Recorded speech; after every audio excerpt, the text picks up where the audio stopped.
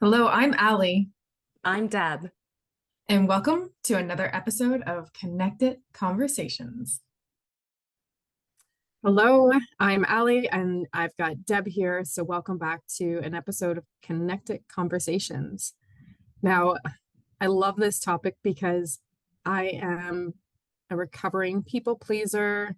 Um, I would almost say like this manipulator of wanting people to be happy. So, I would contort myself in such ways.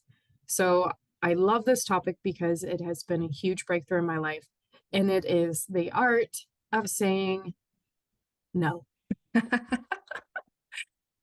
Full stop.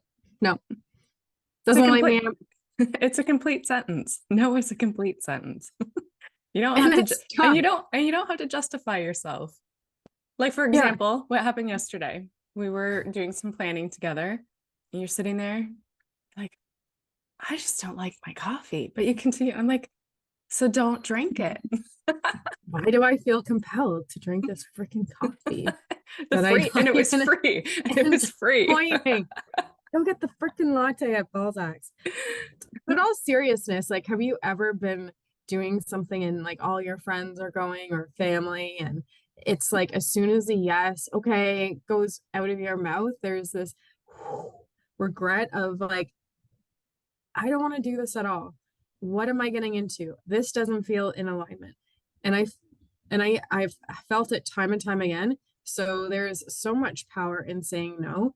And I am the queen of justifying, like, no, because of no, whatever. It's like, no, like I don't really owe anything to anyone. And when I say no to things that aren't aligned, what I've also found, which is really powerful, is generally speaking, people don't give a shit. Like, not as much as I've put energy on. Sure, my friends would love me to go out. Sure, my family would love for me to be at every event. And that's not the case. I think when it comes to doing stuff that I don't want to do anymore, or like projects with people or things that just don't line up my soul, it's either a heck yes or no. And it's a struggle. It's like this internal mind struggle for myself to go from like my sacral saying no, and anyone who's a Manny Gen and a generator. So I'm a Manny Gen and Deb's a generator. So we know we have that ability to just guidance be like, no. And sometimes there isn't a reason. Like sometimes there's legit things that I'm like, oh, I wish this was a yes. And it's not. And I'm like moving through. So Deb, how do you feel about just saying no? Like, I think I've always had a pretty strong, like you said, sacral chakra or a gut instinct for people who don't know what those chakras are. Um, but until I actually did my human design, I didn't know that I should trust it as much as I do. Although, Mhm.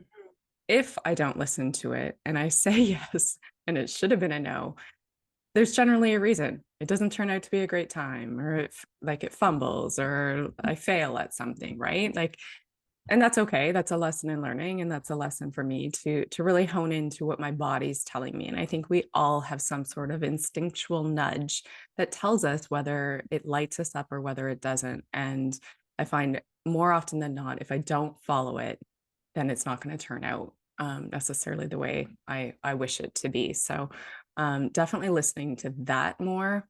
I think there's always stuff that we have to do that we don't necessarily like. And when it Mhm. comes to tackling kind of those, like I hate laundry. I absolutely hate laundry. Or like there's like some tasks like I don't necessarily um like doing like my bookkeeping and stuff. Like I procrastinate on that stuff. So when it comes to those things that you actually can't say no to, that you actually have to do, I try and tackle those first or make them fun somehow, whether I go to a cafe with a girlfriend just to, have better energy when I want to do some of those bookkeeping tasks, or when it comes to laundry, I've actually changed up my laundry routine. I used to do it in the living room. Last night I brought it upstairs, threw it on the bed because I can't go to bed until it's all folded, right? So just kind of like making something work if you don't want to do it. But when it comes to those big decisions, like, do you want to go out drinking? Do you want to do these things? If it's not a hell yes, then it's a hell no for sure. Mhm. And I Yeah, and used I to be think the same. empowering yourself, because when you do follow through that with that no, you're telling yourself like, hey, I trust you. And it becomes stronger. And it's hard to again rationalize because our minds, everyone's minds is constantly like ruminating, wanting to know the answers, figuring it out, justifying it, going through scenarios. And our bodies, if you're not a sacral responder, there's other ways with human design that you can figure out what is your best authority and start practicing it. So if you're someone like myself who had a huge problem, like was a yes person to the point where it was like, I have no idea what I'm doing anymore. I'm so frustrated, so burnt out, no boundaries. However, like just starting small, because that will help build your guidance system as well as your confidence with what you're doing. So you're not constantly like making, especially when people are like, oh, I'm going to practice it. And it's like this big decision in their lives. Like, no, like practice with something small, like what you want for dinner. No, I don't want that. Move on. Like, it doesn't have to be this, am I leaving sure. my boyfriend? Should I leave my job? It's like, do not, like, that's scary. And you know what? Then you start questioning yourself again. So I definitely think like starting with baby steps, and the more you trust that sacral, and just move through it. Or sometimes your body, like, have you literally ever been somewhere and your body moves away, or Totally. been so compelled, you're like, I need this? Like your body sometimes will figure it out. And children, if you don't think you've experienced, watch a kid.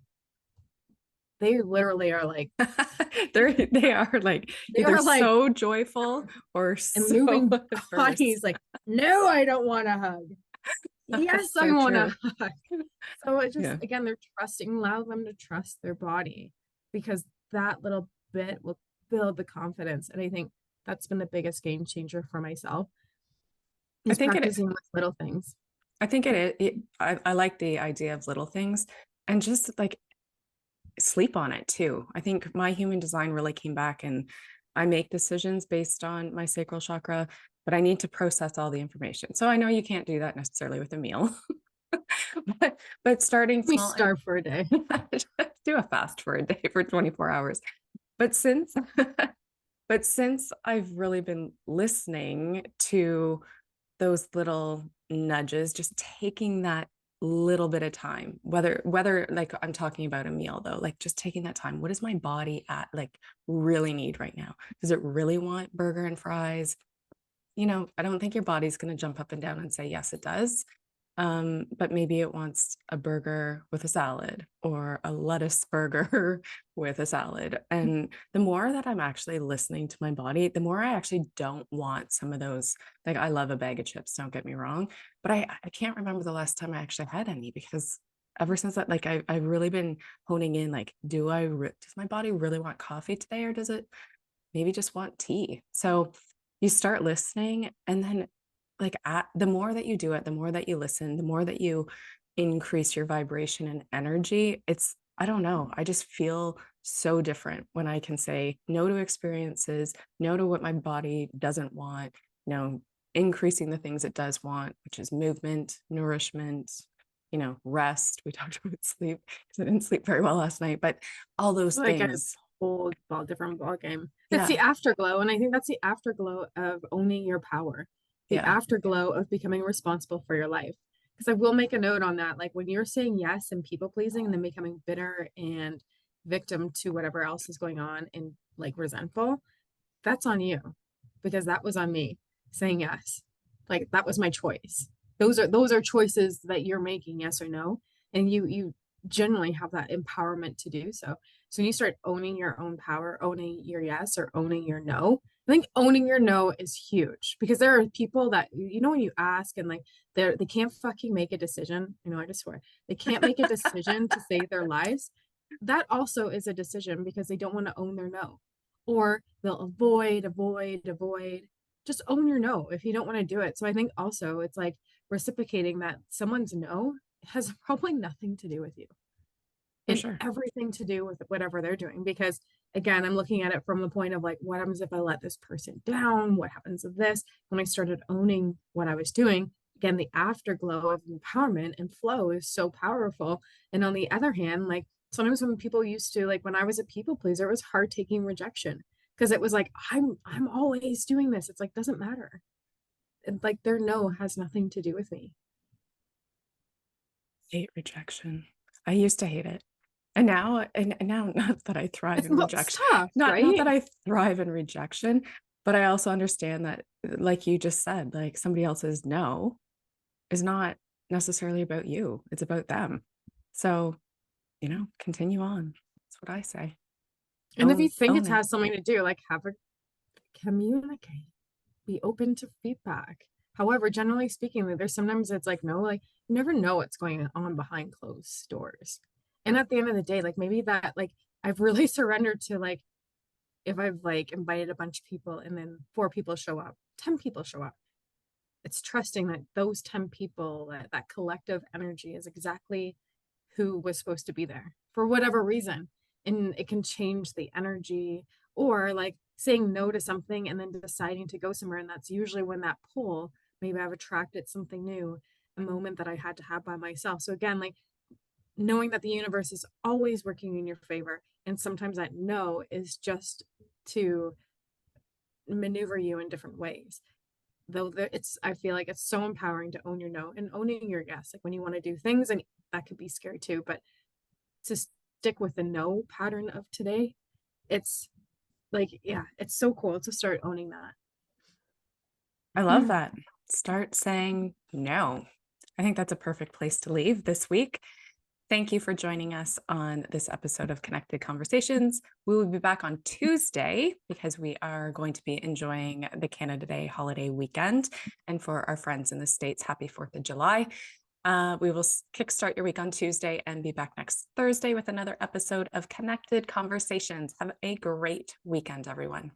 Thanks for listening. If you enjoyed the show, please share with your friends and rate and recommend on iTunes or Spotify or wherever you get your podcasts. There will be links to more great resources in the description.